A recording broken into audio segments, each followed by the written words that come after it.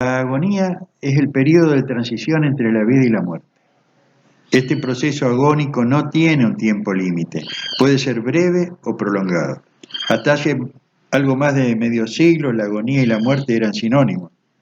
Ahora, con el avance de la medicina y el advenimiento de las unidades de terapia intensiva y su tecnología de sostén vital, se logró en gran parte torcer el rumbo tanatogénico de la enfermedad. Hoy día hay algunos pacientes que pueden sobrevivir en situaciones que antes se consideraban mortales. El desafío es poder distinguirlos.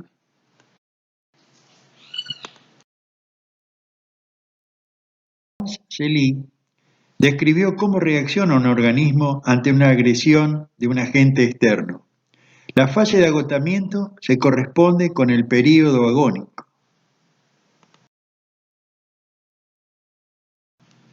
Las infecciones transcurren en un escenario donde intervienen tres protagonistas: el huésped, el agente infeccioso y el antibiótico.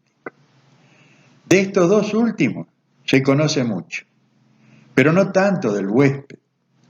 Se habla genéricamente de sus defensas y los factores de riesgo. Sabemos qué lesión produce el germen, sabemos cómo actúa el antibiótico, pero no podemos predecir qué va a pasar con el huésped, siendo que con un mismo escenario, algunos viven y otros no.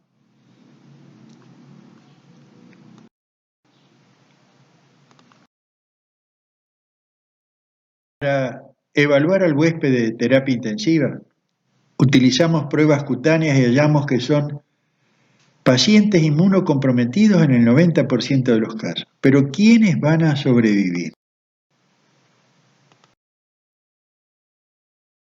La desviación a izquierda y la morfología de los polimorfos nucleares son precisos indicadores de una respuesta inflamatoria sistémica. Cuando hay fiebre y cultivo positivo, podemos atribuirla a una infección severa.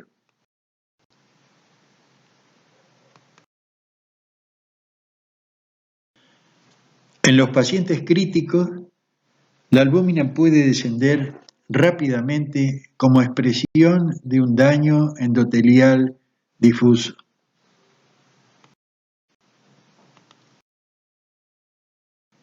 Haciendo un seguimiento diario de la cifra de albúmina y la desviación a izquierda, vimos que los pacientes que fallecían en terapia tenían una marcada desviación a izquierda y niveles de albúmina por debajo de 2 gramos con 50. Pudimos comprobar que en el transcurso de los días, los pacientes que lograban mejorar la albúmina y corregir la desviación a izquierda sobrevivían. Pero, ¿quiénes eran esos pacientes? Pacientes que continuaban con albúmina baja y desviación a izquierda fallecían.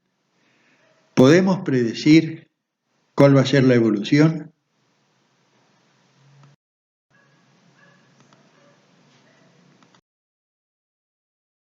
Desde hace mucho tiempo se conoce la propiedad de los terpenos para formar abscesos. Algunas hormigas incluso inyectan esta sustancia y se forman pequeños abscesos como se ve en la figura. En París, en el año 1900, se utilizaba el absceso de trementina inyectado en los glúteos de los pacientes en los manicomios, de manera que era tan doloroso el absceso que tenían que estar inmóviles, fijados al lecho, y por eso se le llamó absceso de fijación. Veamos qué dice la historia.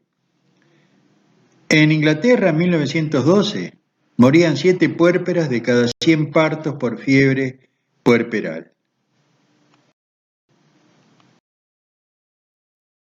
A pesar del lavado de manos preconizado por Sommerville, la mortalidad, si bien disminuyó, seguía elevada. Los pacientes con fiebre puerperal que desarrollaban un absceso mamario mejoraban después del drenaje del mismo, y se comenzó a usar la esencia de trementina para provocar un absceso artificialmente. Las enfermas que lo desarrollaban lograban sobrevivir. La operación fue reemplazado por la inyección de suero fisiológico trementinado y los síntomas se acentuaban en las primeras horas y luego la fiebre y el pulso comenzaban a descender. Ahora, se planteaba si este procedimiento era pronóstico o realmente tenía un efecto terapéutico. En 1924 se publicó un trabajo sobre el absceso de trementina en el pronóstico de las infecciones.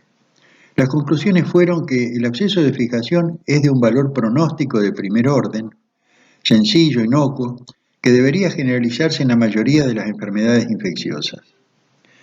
Eh, Sobre todo en aquellas enfermedades infecciosas que tenían una tendencia sin una tendencia a localizarse. El absceso de Fogier o de trementina, si no prende y no hay reacción, se puede considerar como que es el caso desesperante. Cuando repetidas inyecciones no prenden, el pronóstico es fatal. La aparición de un absceso de una manera franca habitualmente indica el comienzo de la convalecencia. Para hacer el pronóstico deben considerarse en todos los casos otros síntomas. Decía que no era objetivo de ese trabajo estudiar el valor terapéutico de las inyecciones.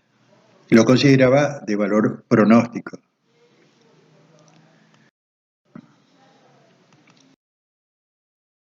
Jeringas de insulina se inyectan 0,3 mililitros de esencia de trementina en el tejido subcutáneo del abdomen. Se observa a las 48 horas. Si no hay ninguna reacción, se inyectan 0,5 mililitros en una zona contigua y se observa a las 48 horas. Si no hay ninguna reacción, es de mal pronóstico. Y si se forma un absceso, es de buen pronóstico. En un trabajo realizado por médicos residentes de cirugía del Hospital Escuela, se demostró en el año 1987 que la trementina era el test indicador aislado más sensible para predecir mortalidad.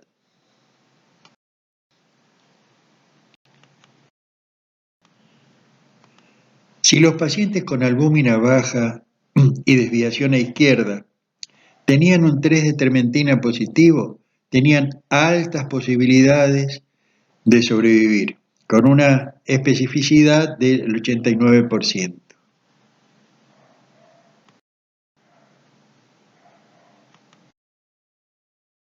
Por el contrario, si el test de trementina era negativo, los pacientes permanecían en esta zona de albúmina menos de 250 y ARNet desviado a izquierda, y no había ninguna posibilidad de sobrevivir. La sensibilidad de la prueba era del 100%.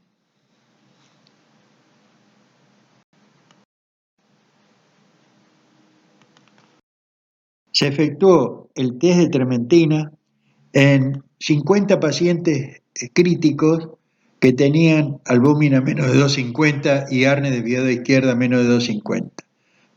Cuando el test fue negativo, 31 pacientes fallecieron y ninguno sobrevivió. Cuando fue positivo, sobrevivieron 15 pacientes y fallecieron solamente 4. Estas fueron las conclusiones de nuestro trabajo.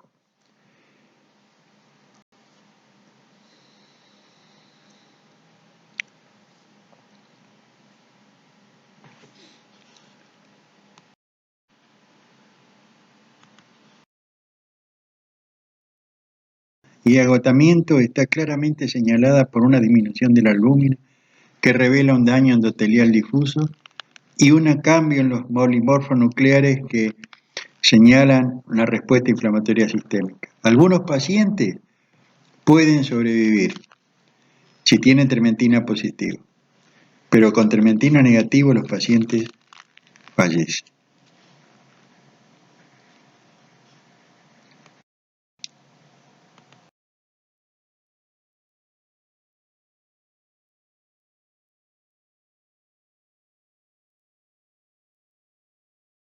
Debemos tener siempre presente que no es lo mismo prolongar la vida que posponer la muerte.